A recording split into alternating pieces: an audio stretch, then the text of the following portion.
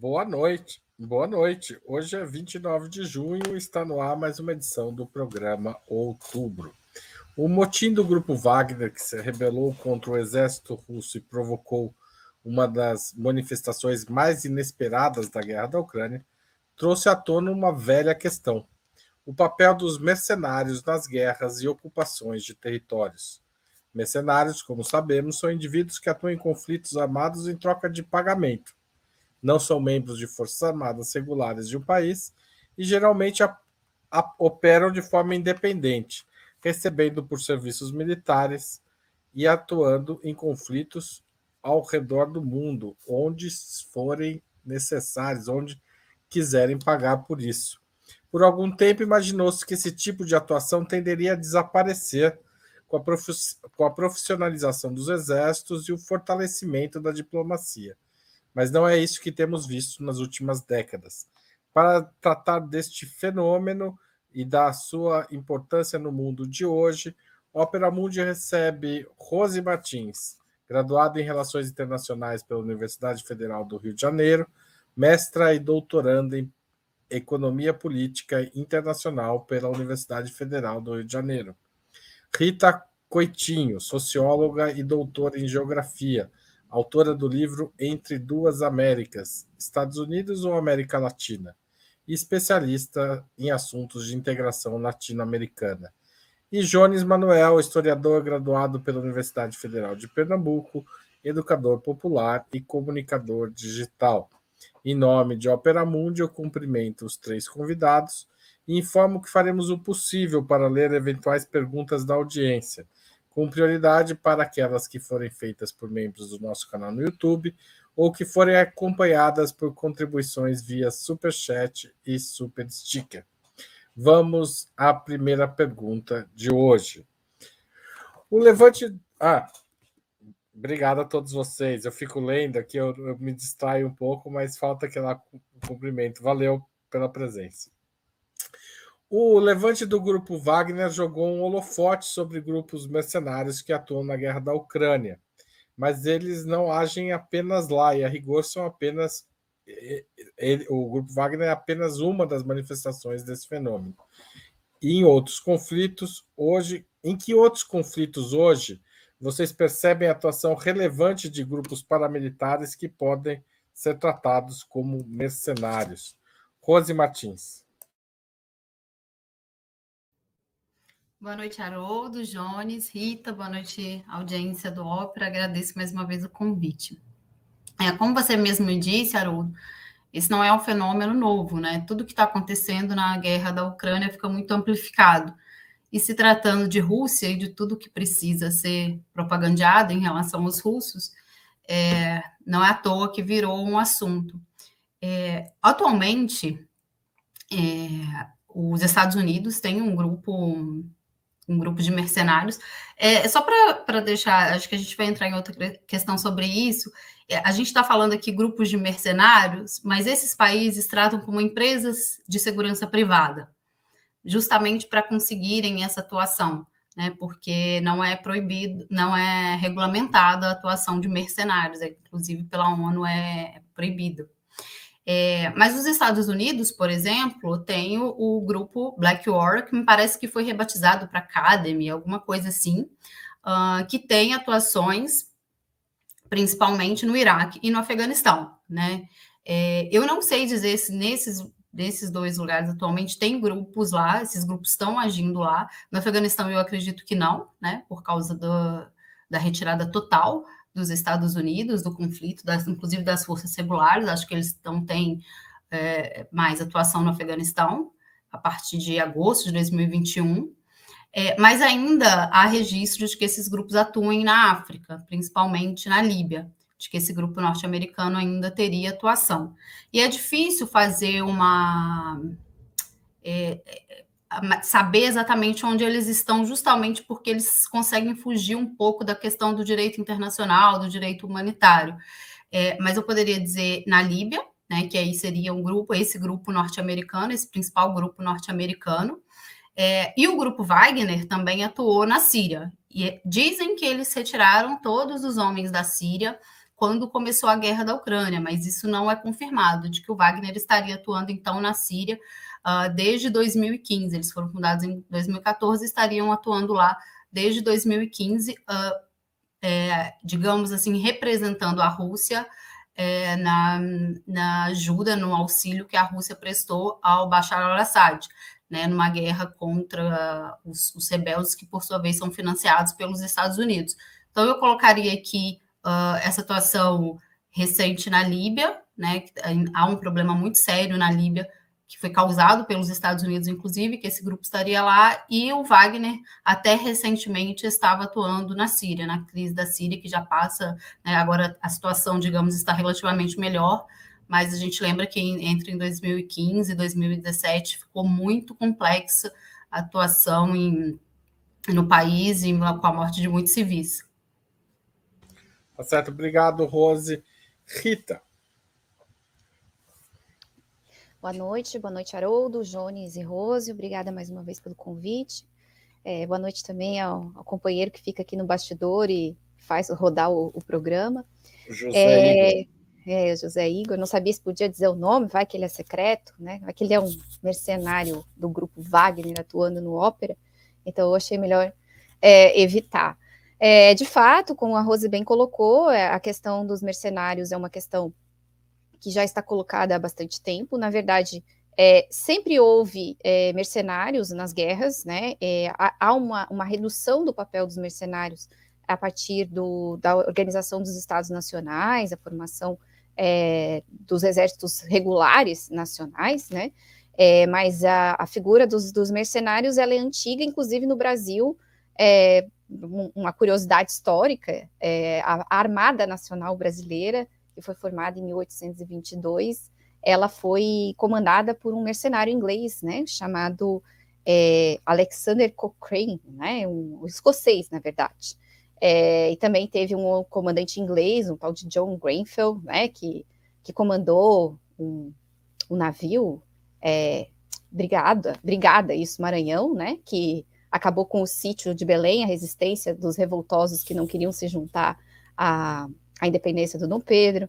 A gente teve a participação de mercenários na guerra do Império do Brasil contra Rosas e Uribe, mercenários germânicos, né? Era o grupo... Eu até anotei esse nome, porque eu nunca lembro desse nome. Grupo Brumer. Eu não sei falar alemão, não sei como é que pronuncia, que era um grupo de germânicos, né? Então, assim, a atuação dos mercenários, ela é antiga, né? Os impérios trabalhavam com mercenários. Com a ascensão dos Estados Nacionais modernos, a gente tem, digamos, uma queda, vamos dizer assim, na importância dos grupos mercenários, mas eu acho forçado dizer extinção, teria que estudar isso com mais detalhe. Mas nos anos 90 do século XX, com a queda da União Soviética e a proliferação dos múltiplos conflitos com a nova doutrina dos Estados Unidos de guerra total ali no Oriente Médio e outros lugares, a gente tem a proliferação, um novo fenômeno de proliferação dos grupos mercenários. Então, a gente tem esse mais famoso, que a Rose citou, que é a Blackwater, mas tem outros, a tal Academy, né, como ela bem falou. Existem outros grupos mais obscuros. E nos Estados Unidos, há regulamentação de contratação de forças externas, que, como ela bem colocou, não se chamam mercenários, se chamam companhias de segurança privada, mas a regulamentação existe no direito estadunidense, embora não exista em outros países, como o Brasil, por exemplo, não poderia contratar uma firma de segurança privada para fazer uma função típica de Estado, que é a guerra, no caso, mas pelos Estados Unidos isso pode acontecer.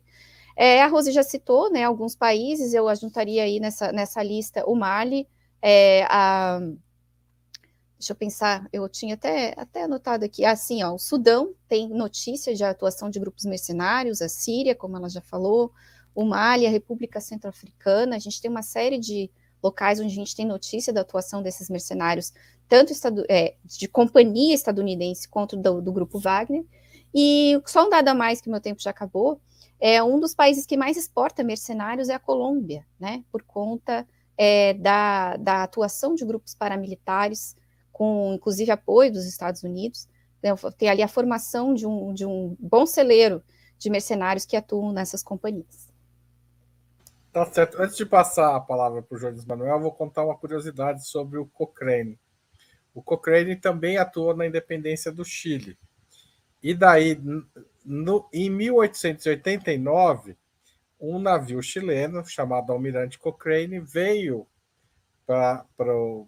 em direção ao Brasil para participar de festejos do Estado brasileiro, da proclamação da independência brasileira.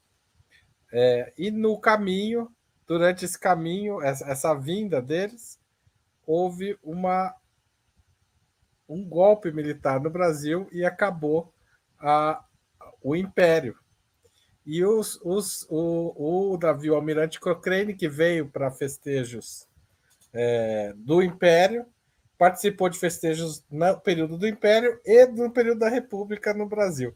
Então, Cochrane foi homenageado no Brasil em 1889 pelo Estado Imperial e pelo Estado Republicano, no mesmo ano. Uma curiosidade. Essa é a figura, imagino que seja o Cochrane, o Igor pegou para nós. Jones Manuel, conte para a gente. Olá, gente, boa noite Rita, boa noite Haroldo, boa noite Rose, boa noite todo o público do Ópera. Veja, o conceito de mercenário tem uma certa semelhança com o conceito de terrorista, né? Quem recebe a etiqueta depende de correlação de forças, de poder político, de quem está classificando e por aí vai. Por exemplo, o Hezbollah, em vários setores da mídia burguesa internacional, é chamado de grupo mercenário. Oficialmente pelos Estados Unidos, o Hezbollah é uma organização terrorista, mas na verdade é um partido político que tem um braço militar dentro do conflito ali da região, né, em que a política em armas se faz mais presente. Rita lembrou muito bem do papel dos mercenários colombianos, que são chamados normalmente de organizações paramilitares e que inclusive até em produções da indústria cultural de grande circulação, como o seriado Narcos, não foram mostrados como mercenários, né?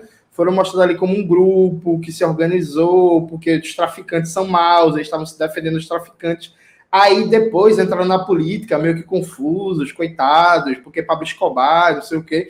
Então, assim, o conceito de mercenário, claro, a gente pode apelar para várias definições, né, que circulam na ciência política, na teoria militar, mas na verdade é um conceito elástico e que tem uma ampla flexibilidade.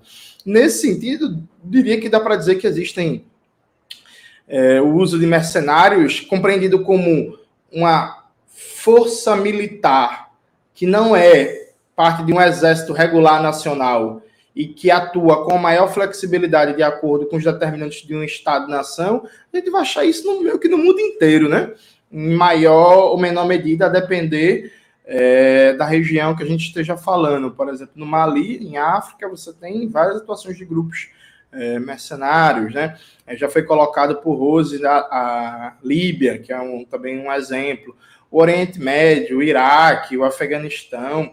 E aí, inclusive, dá até para a gente fazer um debate mais profundo, que nos Estados Unidos, para além das empresas de segurança privada, que são grupos de mercenário, você tem uma organização também de milícias internas, né, de organizações armadas internas, que têm funções internas, que a gente pode colocar como mercenários também, ainda que não tenha uma atuação internacional.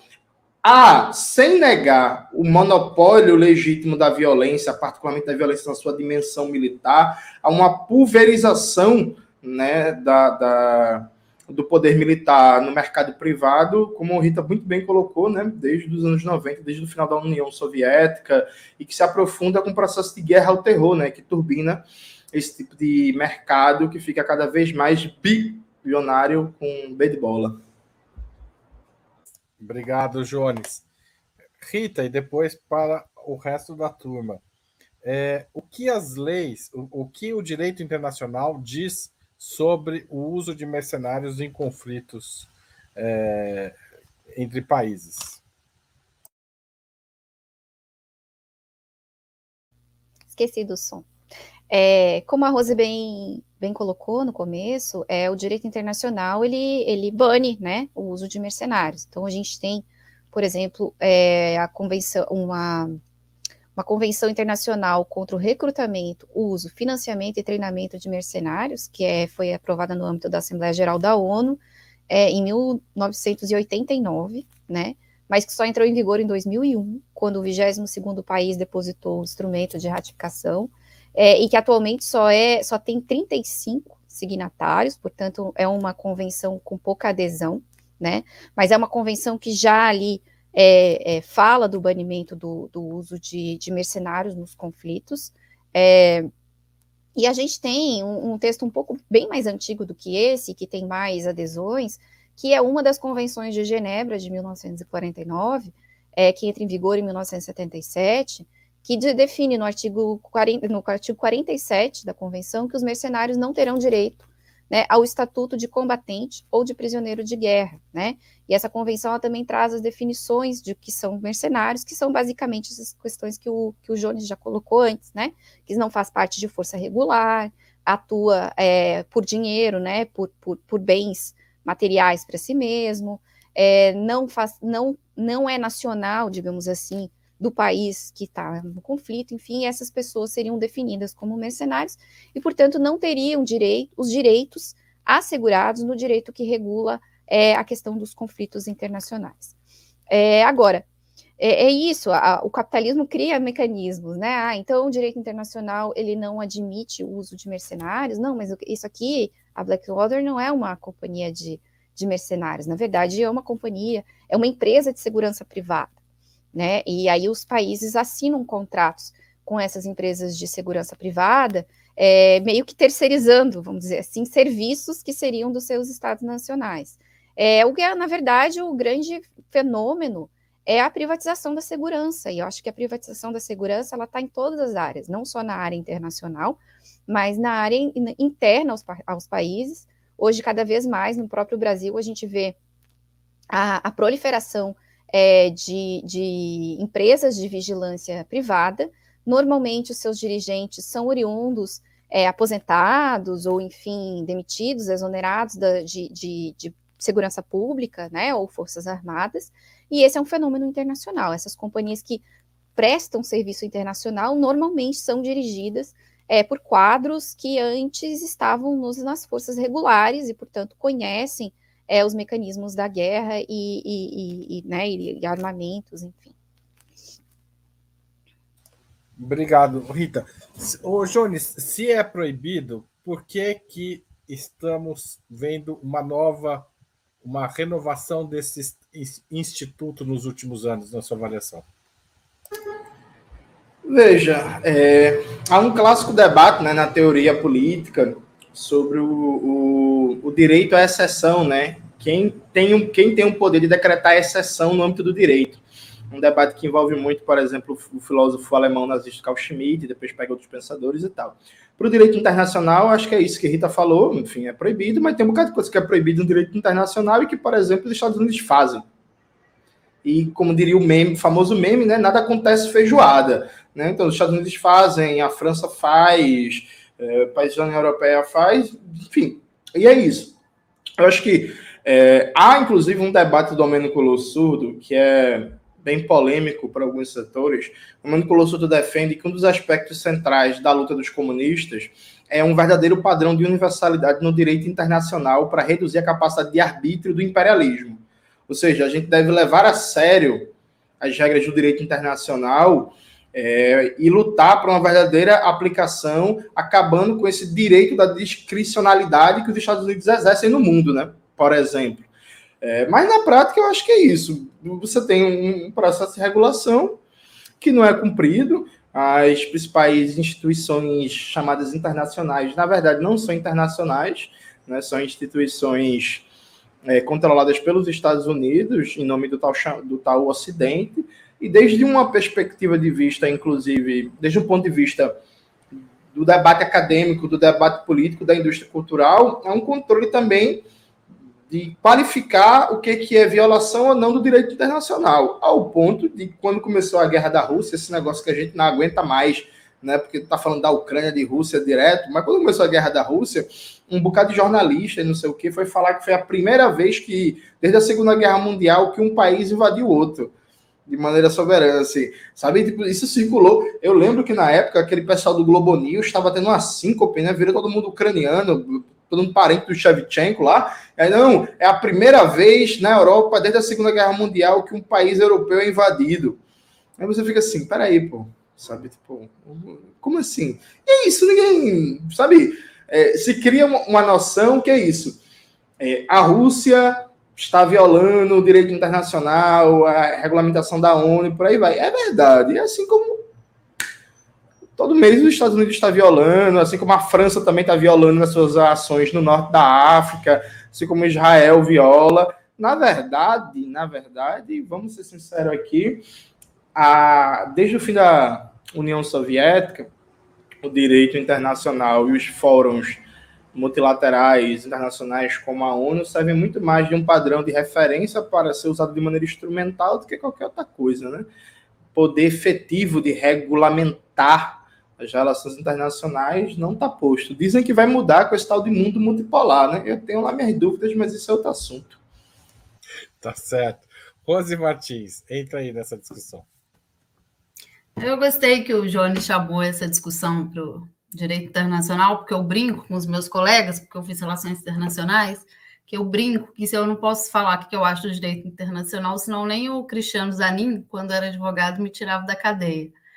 Porque o direito internacional, ele ganhou força, isso dá para a gente fazer essa discussão junto com essa questão dos mercenários. O direito internacional ganhou força no pós-Segunda Guerra, naquela ordem nascida ali sob os auspícios dos Estados Unidos, né? Uma ordem semelhança dos Estados Unidos. Então, ele ganha força, esse discurso do direito internacional, que precisava regular as relações internacionais, as questões de guerra, por causa das barbáries nazistas. Então, ali no período da Guerra Fria, esse discurso vai ganhando coro, e os Estados Unidos usam de um messianismo e de várias justificativas para entrar em guerra com outros países, e finalmente, quando a União Soviética termina e eles começam a sustentar aquele discurso de fim da história, de paz mundial através dos mercados globalizados, né? Abram as suas economias que o mundo vai viver em paz, não temos mais um conflito. Os países também ficaram numa situação de que o discurso belicista não era mais tão aceito. Dentro do campo das relações internacionais, a gente estuda isso, até a agenda tem uma virada, né? As pessoas vão discutir governança global, mudanças climáticas, não estão mais discutindo guerra. E esses grupos, eu acho que eles ganham força, por quê? Porque não é o Estado. A gente está aqui fazendo uma análise crítica, né, do grupo Wagner, do grupo dos Estados Unidos, mas, ao fim e ao cabo, os Estados Unidos não vão fazer uma autocrítica de falar que seu grupo mercenário, né, um grupo que cresce em seu país, está fazendo um trabalho sujo em outro território e muitas vezes para defender interesses dos Estados Unidos que são puramente econômicos. Então, eu acho que tem um discurso por trás, isso é muito comum na política externa, na diplomacia, né? Um discurso muito pacifista, realmente de respeito ao direito internacional. Por isso foi esse assombro, porque, como o Jones falou, a Rússia violou as normas do direito internacional como nenhum outro país tinha feito. Os Estados precisam sustentar esse discurso, principalmente dentro das Nações Unidas, né? E faz parte de uma retórica. Agora, o direito internacional, ele é o direito dos vencedores, ele é imposto depois que um lado ganha um conflito e coloca suas regras, como os Estados Unidos fizeram quando constroem aquelas instituições do pós-guerra, sobretudo as Nações Unidas. Então, é um discurso hipócrita, é muito manejado isso.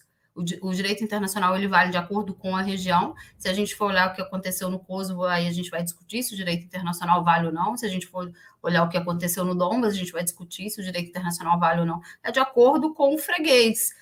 Acho que essa é uma discussão importante a gente fazer, porque, principalmente no campo das relações internacionais, eu acho que existe muita ingenuidade. É um discurso ele é muito direcionado. E os países pobres, os países do sul global, que muitas vezes compram esses discursos e colocam em maus lençóis, porque muitas vezes são vítimas de ingerência. E o direito internacional, inclusive, gosta de discutir esse direito de ingerência, que é a responsabilidade de proteger, né? Então, é complicado. Já passou muito meu tempo, mas depois a gente pode voltar. Acho que passei mais de 1 minuto. Não, eu estava prestando atenção, eu perdi, senão eu te atrapalhava aí, mas estava ótimo. Gente, Maquiavel em Um Príncipe escreveu 5 séculos atrás, alguns anos também, o seguinte: Quero demonstrar melhor a infeliz qualidade destas tropas. Os capitães mercenários ou são homens excelentes ou não. Se o forem, não pode confiar neles, porque sempre aspirarão à própria grandeza, abatendo a ti que és o teu patrão. Eu peguei uma versão portuguesa do Príncipe, como vocês podem ver. Ou oprimindo os outros contra a tua vontade. Mas se não forem grandes, certamente te levarão à ruína. Ou seja, os mercenários são ruins em qualquer situação, especialmente para quem os contrata, certo? Essa é a leitura do Maquiavel. Porque, apesar do conhecido risco de se recorrer a mercenários, esse tipo de recurso se torna relevante nos conflitos de hoje. Começo pelo Jones? Jones. Porque mercenários são muito úteis numa guerra, sabe? Aí depende de que tipo de operação militar a gente está falando, depende de que tipo de tática está envolvido. Por exemplo, o caso lá do grupo de Wagner, eles eram muito usados para ações de assalto, né, para ações táticas militares de baixo impacto e de baixa escala, né? E aí, para esse tipo de ação, grupos mercenários são muito úteis. Inclusive, tem até uma vantagem que, do ponto de vista político e ideológico, baixas de grupos militares não têm, normalmente, o efeito de causar problemas em termos de coesão de exército, né? Então, assim, você contrata 5 mil militares, se eles morrerem na semana que vem, isso não vai ter um problema de protesto no país de origem, porque os filhos estão morrendo, porque não sei o que, isso é mercenário, pô, tá ligado? O grupo de Wagner, inclusive, quando começou essa guerra, se criou muitas mitologias sobre ele, né? Porque o grupo de Wagner, embora ele tenha sido usado para tomar algumas cidades, ele não é um grupo responsável por defender grandes linhas, nem por estabelecer grandes estruturas logísticas de suprimento. Ele é um grupo para ações de assalto tática, que é normalmente para isso que são usados grupos mercenários. Então, nesse sentido, eles são muito úteis, sim.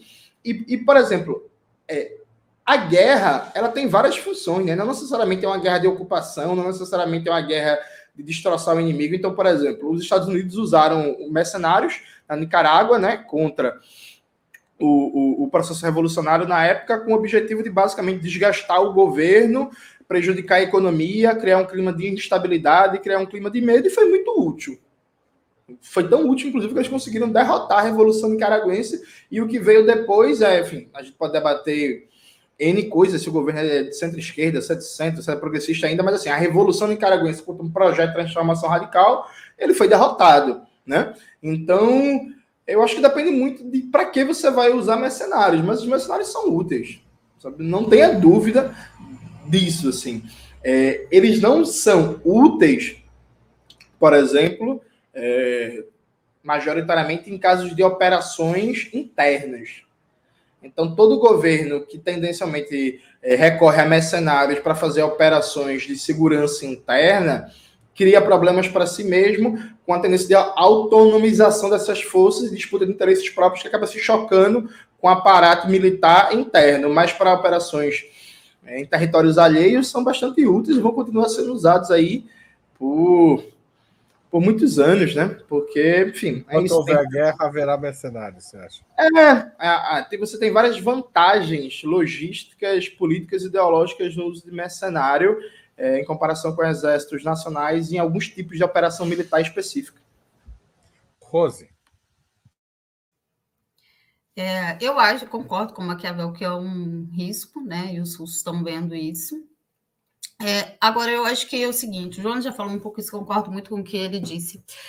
Existe um custo político de se envolver em conflitos, né? Muitas vezes, assim, no caso da Rússia, por exemplo, países, não só a Rússia dos anos 90, países que passam por dificuldades econômicas, o custo de vida, né? É uma questão, estar envolvido em conflitos é uma questão, principalmente, conflitos que não são suas fronteiras, seus territórios, são questões que causam um desgaste político muito grande, né? E os líderes quando recrutam o exército regular, eles precisam ter muito mais transparência do que a atuação com grupos mercenários. Tanto que a gente estava falando aqui, onde eles atuam, o Grupo Wagner agora está claro, né? Onde ele e a imprensa internacional faz questão de também mapear e noticiar. Mas não é fácil saber onde esses grupos estão exatamente, então é muito mais fácil para um governo que decide incorporar esses grupos mercenários nos conflitos que está fazendo parte, é muito mais fácil porque acaba criando economiza crises políticas. Isso, no caso, por exemplo, eu vou dar um exemplo aqui da atuação do Grupo Wagner na Síria, que foi majoritário, tinha uma presença russa, mas eles falam hoje que o Grupo Wagner estava com um número muito grande de combatentes na Síria. Né? Isso poderia, naquele momento, melhorar a situação política ali em relação a Rússia está atuando num território que não é um território, não está no seu entorno estratégico direto, não é, por exemplo, o caso da Ucrânia, que para eles é uma questão existencial. Os Estados Unidos foram muito criticados pela atuação no Afeganistão, então eu acho que existe esses cálculos. Agora, também o que o Jones falou, existe o cálculo logístico, né? O Grupo Wagner, ele reivindica a vitória na Batalha de Bakhmut. Começa ali, parece, o descontentamento do grupo com o Ministério da Defesa da Rússia. A Batalha de Bakhmut, ela começou em agosto e terminou em maio, né? Foi a batalha mais longa da guerra da Ucrânia, que exigiu muito esforço, né? Foi, com certeza, até agora, eu acho que é o maior ganho da Rússia, né? Se a gente olhar a guerra e falar o que a Rússia ganhou, de fato, era uma cidade na região chave ali, do leste da Ucrânia, e o Grupo Wagner foi quem mais atuou, e, enfim, eles não à toa, eles reivindicam, né, a vitória da batalha ao grupo. Então, ela cria esses grupos mercenários, eles têm seus riscos, mas eles acabam criando um ambiente em que a resposta política do governo ela precisa ser menos efetiva, né? O governo acaba tentando economizar, tanto do ponto de vista logístico, como de gastar sua política, usando grupos mercenários que atuam sob a lógica mercenária, né? Não é um cidadão comum que precisa atuar com o interesse do país e gera toda aquela comoção. São cidadãos que estão ali por dinheiro e vão atuar sobre a lógica de uma empresa privada. Tá certo. Rita? Acho que o Jones e a Rosa já disseram tudo, né? A cena do caixão voltando para casa, do jovem combatente morto, ela é uma cena muito forte.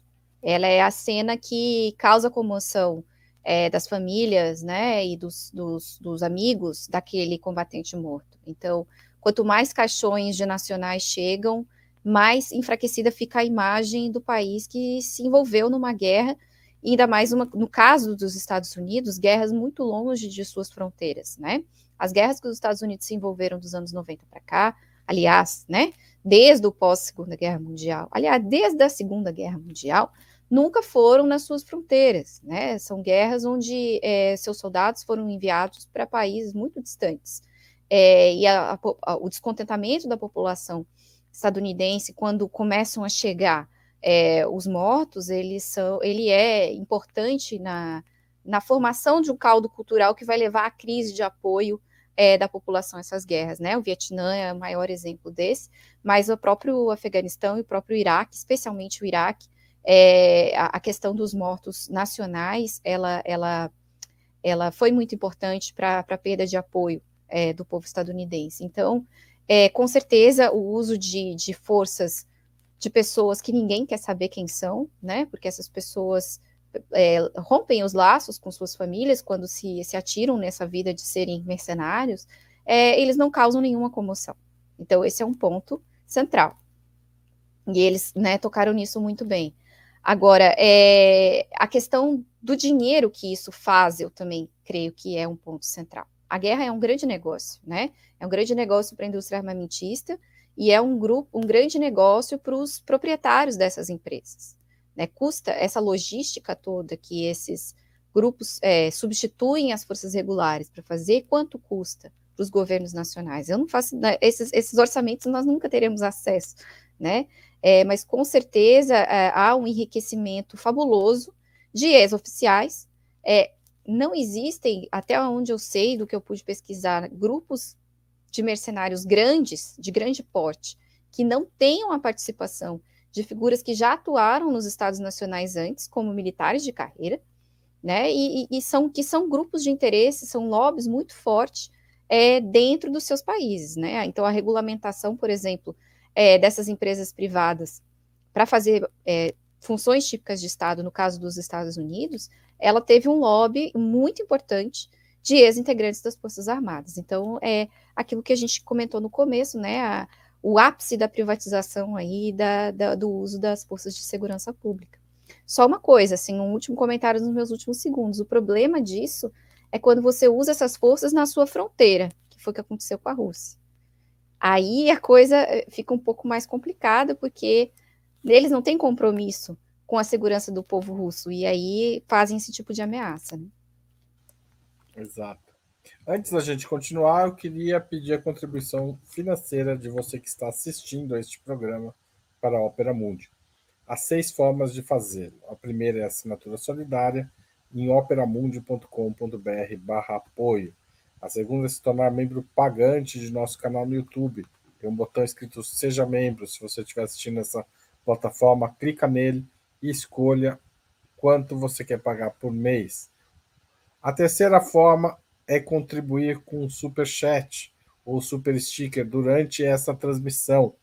E a quinta forma é a terceira e a quarta. A quinta é fazer um valeu demais se você estiver assistindo um programa gravado. E finalmente a gente sempre aceita contribuições via Pix. Use a chave apoia@operamundi.com.br a qualquer momento do dia e da noite. Você nem precisa estar assistindo Opera Mundi para fazer esta contribuição. Tá certo? Essa contribuição é muito importante para o jornalismo que a gente faz, comprometido com a verdade e em luta contra as fake news e o reacionarismo da imprensa tradicional. Gente, a guerra da Ucrânia foi tratada em seu início, se usou muito e se usa ainda a ideia de guerra por procuração, ou proxy war. O presidente da Hungria, Viktor Orbán, de extrema-direita, afirmou nesta semana que a Ucrânia perdeu toda a soberania e hoje lhe cabe a tarefa de enfrentar com poucos combatentes o exército russo, enquanto os Estados Unidos assim o quiserem. A paz só viria, segundo Orbán, por uma decisão dos Estados Unidos e não da própria Ucrânia. Vocês veem uma relação entre as guerras de procuração e o uso de mercenários no campo de batalha? Rose Martins. Olha, eu não sei se existe uma relação direta, porque como a gente está falando aqui ao longo do programa, esse não é um evento tão novo, né? O uso de mercenários. Eu acho que agora, essa guerra, ela gerou muito holofote. Agora é um assunto também que entra na onda da guerra. Porque as guerras por procuração são eventos mais novos no sistema internacional, ficaram mais evidentes quando tem uma mudança, né, nas táticas de guerra. Eu não gosto tanto assim do termo guerra híbrida, mas eu conheço um professor da FRJ que usa táticas de guerra irregular, né, quando outras formas de confronto são usadas, né, midiático, enfim, essas coisas que a gente sabe, e contra um outro país. E as guerras de procuração, acho que elas surgem mais ou menos aí. Tem no início dos anos 2000 várias intervenções dos Estados Unidos, que são até por analistas russos interpretadas como guerras de procuração. Também não concordo muito com isso, mas enfim, essa discussão vai ganhando corpo, né? No caso da Ucrânia, eu concordo que seja uma guerra de procuração, né? Os Estados Unidos, de fato, aí tem questões materiais que estão envolvidas, a gente pode falar com maior segurança. Os Estados Unidos estão, de fato, lutando nessa guerra. Eles estão, através da OTAN, com seus aliados europeus, fornecendo uma ajuda para os Estados Unidos. E quando você vai olhar essa guerra de um ponto de vista mais amplo, assim, de como essa guerra começa, por que essa guerra começa, e também fica claro que essa não é uma guerra puramente da Rússia com a Ucrânia. Não é simplesmente a Rússia invadiu a Ucrânia porque é um pedaço do território da Ucrânia. Muitos analistas de Relações Internacionais, inclusive meus colegas, quando vão analisar essa guerra, não fazem uma análise de como a rivalidade da Rússia e dos Estados Unidos ficou mais aflorada a partir do governo Putin. Né? Essa guerra é tratada só do ponto de vista realmente do direito internacional. E acho que a gente não vai muito longe se a gente faz esse tipo de análise. Então, se a gente vê que os Estados Unidos, como essa rivalidade vai crescendo, como os Estados Unidos vão apertando o cerco em relação à Rússia, em direção às fronteiras da Rússia, e como a OTAN é uma protagonista nesse cenário, desde a incorporação de novos membros, como os exercícios militares, há um esvaziamento também dos acordos de controle de armas entre a Rússia e entre os Estados Unidos. O mais recente foi com o Donald Trump, né, em relação aos mísseis de médio e curto alcance. Então, há, de fato, um cerco em relação à Rússia e que ele atinge o seu ápice ali com a negativa dos Estados Unidos e da União Europeia de criar um acordo com a Rússia no final de 2021. Então, eu acho que nesse caso está claro, né, que é uma guerra de procuração. Não acho necessariamente que a uso de mercenários tenha a ver com esse fenômeno, né, das proxy wars, mas eu acho que ele também é manejado e usado a bem de quem está lutando nesse momento em um conflito. Assim como se a gente vê outros tipos, né, for relativizar outros tipos de guerra daqui a uns anos, eu acredito que os mercenários também vão estar presentes. Os mercenários estão na proxy war, mas estão porque é uma guerra, não porque é uma proxy war. Uma guerra. Sim, porque é uma guerra, porque é um conflito entre dois países, como eles estiveram em outros tipos de embate. Tá certo. Rita? Bom, eu tendo a concordar com isso que a Rose colocou, mas me parece que a questão da presença de mercenários, ela é sempre maior quando a gente, não é que ela não vai existir nessa outra situação que eu vou colocar, mas quando a gente tem um conflito, essa ideia do conflito por procuração, ou a ideia de conflitos, vamos dizer, fabricados, né, que são esses conflitos que a gente vem tendo desde a gente tem há muito tempo já, mas que a gente teve uma intensificação do número deles a partir dos anos 90. Por quê? Porque são conflitos que não envolvem aquela coisa da mobilização do sentimento nacional, né? Quando você tem, por exemplo, um conflito como, sei lá, a guerra aqui na América do Sul, a Guerra do Chaco, que foi uma guerra que envolveu um conflito nacional entre, né, duas nações sul-americanas, você acaba tendo uma maior capacidade de mobilização popular na formação do seu exército, no uso de, enfim, eventualmente voluntários, ou na convocação de reservistas, enfim, para compor as suas forças regulares. Embora nós saibamos, e se a gente pegar o histórico de todas as guerras, mesmo, por exemplo, as poucas que o Brasil participou, mas que ele esteve lá, e as guerras que os Estados Unidos se meteram em tempos passados, a questão da convocação de voluntários, ela não é exatamente de voluntários, né? As pessoas são obrigadas a se voluntariar para ir para as guerras, e isso é causa, inclusive, às vezes, até de revoluções, né?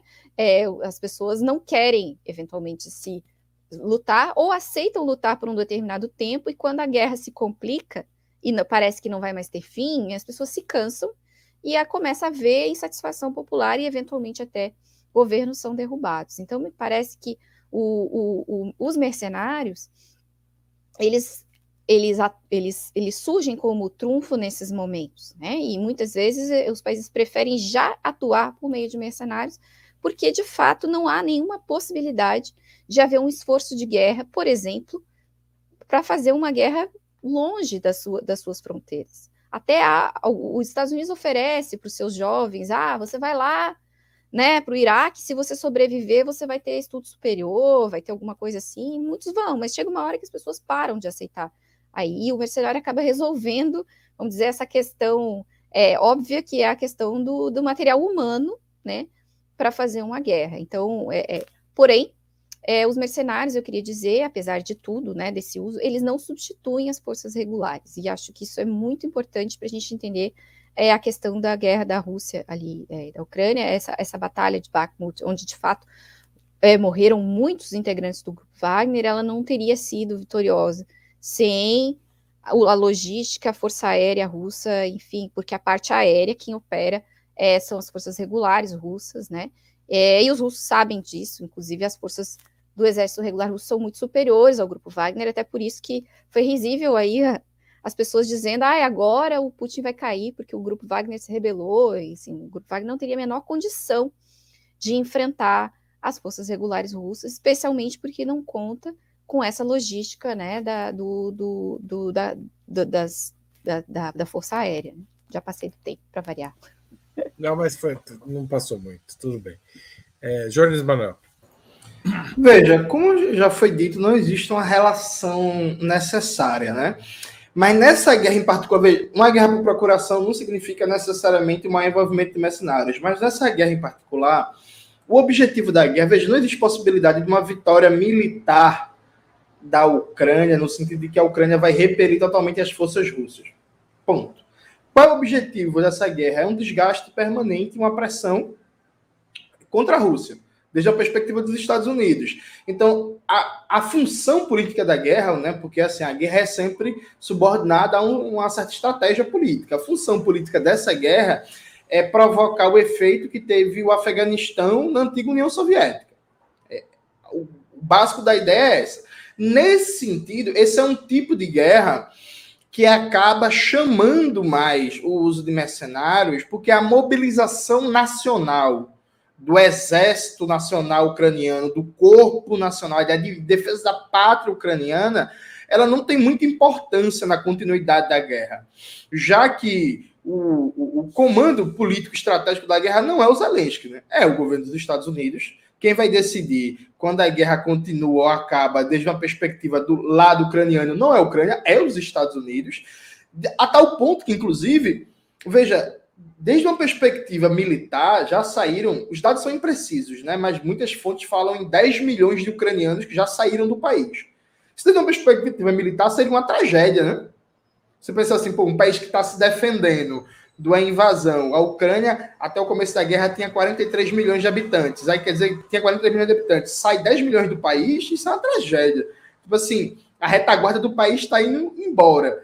Só que isso não provoca, por exemplo, uma desmobilização, um cálculo estratégico de que é o momento de negociar, que estamos perdendo a guerra. Pelo contrário, a economia da Ucrânia indo para o buraco, a infraestrutura do país sendo destruída, a imigração crescendo a ritmos cada vez maiores, a capacidade produtiva também sendo destruída, e aí, enfim, várias consequências, né? Enfim, serviços regulares de saúde, de educação e etc. não funcionam como deveriam, prejuízos a mil para a nação, enquanto isso está se falando de uma contraofensiva ucraniana, que agora vai, que vamos para cima, vamos ganhar a guerra. Então, há uma desconexão objetiva entre as condições concretas da nação ucraniana e o discurso da guerra. Né? Essa desconexão é preenchida com o uso de de mercenários, com incentivo a voluntários de excursões internacionais. Se é nazista, venha para a Ucrânia, se junte a gente e tal. Inclusive com um estímulo até quase que aberto ao tráfico de armas, né? Inunda o país de armas sem nenhum controle de um Estado Nacional sólido, e aí chama os grupos para ir para lá também, e aí várias rotas de desvio, de tráfico de armas. Então, nessa guerra específica, há uma tendência de um uso cada vez mais crescente de mercenários. Inclusive, dessa guerra, eu já fiz essa previsão, um desses 300 programas do Ópera que a gente falou sobre a guerra da Ucrânia, fiz a previsão. Nos próximos anos, a gente vai estar debatendo a consequência do aumento do terrorismo na Europa Ocidental por parte de grupos de extrema-direita que foram formados a partir da apropriação de armas da Ucrânia. Assim. Isso é um dado que é só esperar. Uma hora, isso circula de outro jeito, né? Bom, eu ia perguntar para vocês sobre o papel dos Estados Unidos nos mercenários de hoje. Porque, afinal de contas, a ocupação do Iraque, sobretudo, já mencionada, e vocês acabaram estragando a minha última pergunta. Então, eu vou fazer uma outra pergunta para vocês. O cinema norte-americano costuma tratar os mercenários de maneira bastante positiva até. Né? O Igor, que é um fã o José Igor, que está aqui na transmissão, que é um fã do Rambo, lembrou que em Rambo, só no Rambo 1, o Sylvester Stallone não faz um papel de mercenário, que nos demais filmes ele é sempre um mercenário. há um barateamento, e ao mesmo tempo os programas, as séries que se passam na Casa Branca nos últimos anos, todas transformavam a Rússia num inimigo, né? Sempre tinha um presidente em West Wing, em Designated Survivor, aquele outro que todo mundo assistiu, como é que chama? House of Cards, que tinha que atacar e lidar com uma pressão russa em algum momento, uma pressão bem malvada de um presidente em geral chamado Petrov ou alguma coisa assim. Como vocês veem essa relação dos Estados Unidos simbólica com o papel dos mercenários? Rita, você começa. Legal, Haroldo, essa pergunta, porque a esfera da linguagem da simbologia e da cultura, ela é a principal, me parece, hoje, arma de convencimento, né? A grande arma hoje, a grande disputa que está posta no mundo, ela está sendo de simbolismo, de discurso. Então, a gente tem toda essa disputa pela informação do que de fato está acontecendo na Rússia, né, o monopólio da informação por parte das grandes agências do chamado Ocidente, e um bloqueio das versões diferentes, inclusive o bloqueio mesmo, formal, dos canais que transmitem algum tipo de informação que vem da Rússia, por exemplo, no continente europeu. É impossível você acessar alguns canais russos, por exemplo, no continente europeu. E mesmo na América Latina, em alguns canais a gente não tem o acesso pleno que se tinha no passado. E, de fato, a esfera do discurso, os estadunidenses são mestres nisso, né? Então, o soft power estadunidense se construiu fazendo uso não só de financiamento de escritores, de diretores de cinema, o financiamento de filmes que retratam a sua política para o mundo, né? E a gente tem os Rambos todos, lembrar que eu acho que é o Rambo 4, que se passa no Afeganistão, né? O Rambo ajuda, o 3, eu vi Rambo, era muito pequena, e depois nunca mais quis saber, achava aquilo muito ruim. Meu irmão via e eu tinha que ver junto. Então, ele vai para o Afeganistão, né, ajudar a expulsar os malvados soviéticos. A gente tinha, quando eu era criança, era o James Bond, né, que era o cara o agente britânico que lutava contra os soviéticos. Os soviéticos eram os caras maus. E nos anos 90 a gente passa a ter também vilões de origem árabe, né, muitos vilões de origem árabe. Agora devem estar aparecendo os vilões de origem chinesa. Acho que a gente tem que esperar esse tipo de vilão surgir também. Eu estava me lembrando de um filme bizarro, eu acho que ele se chama Mercenários, se eu não estiver enganada. Até comentei com vocês no chat interno aqui, que se passa num país que, pela paisagem, é América Central, Colômbia ou algo assim, e eles estão lá para derrubar o governo, e eles são, assim, os heróis do filme, os mercenários. Então, de fato, você tem aí toda a construção do imaginário que faz com que o povo estadunidense não condene, não ache errado que o seu país financie esse tipo de empreendimento. E isso tem um impacto muito grande, porque você não vai conseguir discutir, por exemplo, nas eleições dos Estados Unidos, moralmente, o que isso significa. O país bancar esse tipo de guerra com esse tipo de força, que são forças, né, de mercenários. Por quê? Porque o cidadão, ele tem o seu imaginário voltado a entender que aquilo é uma coisa normal, uma coisa aceitável, né? Então, eu acho que essa é uma questão muito importante, e a luta de ideias, né, acho que ela sempre foi fundamental para a gente construir uma alternativa, e agora parece que ela se faz ainda mais importante. Aí está uma imagem de divulgação do filme Mercenários, citado pela Rita, tá certo? Mas esse é o Mercenários 2, hein? Rita citou o Mercenários 1. Ah, desculpa. Ai, tem 2? Putz! Já tem 3, esse ano está sendo lançado o 4. Pô, eu achei tão ruim o 1 que eu nunca imaginei que eles iam fazer uma continuidade. Porque, assim, tinha uns que tinham até um apelo, a gente até queria ver, né? Quando a gente não tinha muito senso crítico, mas esse daí, nossa senhora. Jones Manuel, você que pelo jeito, é um fã de Mercenários. Conte pra gente. Eu sou especialista em cinema ruim, assim. Todo filme ruim, eu particularmente assisto. E não só assisto, como reassisto. Estive recentemente, em fevereiro, no cinema, vendo Titanic, em 3D, que foi, inclusive, uma experiência maravilhosa. Veja, eu vou até ir mais longe. A indústria cultural estadunidense, ela construiu uma naturalização do conceito de mercenário conectado à ideia de que os Estados Unidos têm o direito de intervir no mundo inteiro, funcionar como a polícia moral do mundo, né, o grande resolvedor de conflitos. De tal forma que, se você parar para pensar bem, toda a saga Vingadores da Marvel, sucesso global, que toda vez que um filme é lançado ocupa mais de 90% das salas de cinema do Brasil, o conceito dos Vingadores é um conceito de um grupo mercenário estadunidense que tem jurisdição internacional e que atua em todos os lugares do mundo.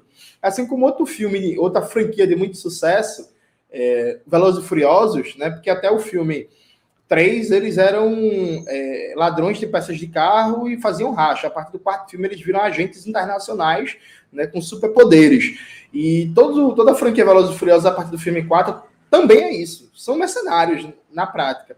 Só que aí, o conceito de atuação militar remunerada de lucro é secundarizado, sempre é colocado no plano dos valores, né, morais superiores e tal, mas toda a lógica, Velozes e Furiosos vai ser lançado o 10 agora, mas toda a lógica de que você tem grupos que não são estatais e que atuam no mundo inteiro, e que essa atuação deles, inclusive, é até superior e melhor às forças estatais, porque não presos pela burocracia e não amarrados pelos interesses do governo, porque o governo nunca quer resolver as coisas. A ideia de que o governo ele tem interesses obscuros, então nunca quer resolver a guerra, nunca quer resolver os problemas, é uma ideia que perpassa, por exemplo, o filme... É o fundamento, inclusive, de Rambo 1, 2 e 3, né? Tem uma clássica cena do filme Rambo 3, que ele metralha uma sede do exército com os computadores com tal, e que ele fala que perdeu a guerra, porque, aliás, é Rambo 2, que ele fala que perdeu a guerra do Vietnã porque o governo não quis ganhar, porque os burocratas não deixaram, porque se os soldados, aquela emanação do patriotismo, tivessem conseguido. Isso aparece também, por exemplo, em várias sequências do filme Capitão América.